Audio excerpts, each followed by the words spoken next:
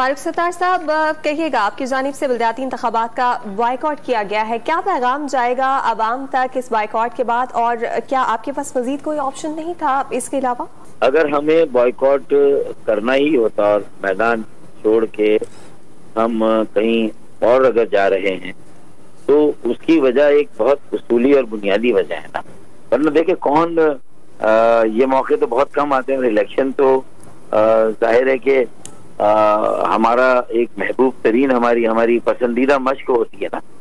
लेकिन जब आपकी 70 सीटें पहले ही छीन ली गई हों और आपको ज्यादा आबादी और ज्यादा वोटर्स पर आपके हल्के बनाए गए हों और किसी और को नहाई इलाकों में जो भी सियासी जमातों के रिवायती हल्के हैं वहां 10,000 पे एक सीट हो, तो ये तो मतलब प्री इलेक्शन इंजीनियरिंग है ना, वो जेरीमेंडरिंग और कबल इंतखाब धांधली का इससे बड़ा कोई और वाकया पाकिस्तान में शायद ना हुआ हो।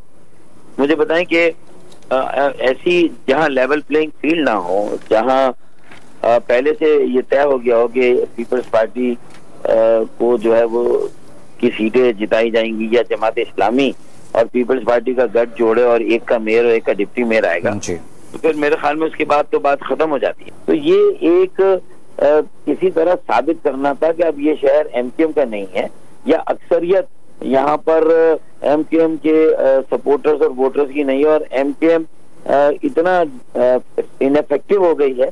जबकि ऐसा नहीं, एमक्यूएम को दीवार में चुनवा दिया गया, ये बताना है, दीवार से लगाया नहीं गया। एमक्यूएम को आबादी में कम गिना जाता है कराची को।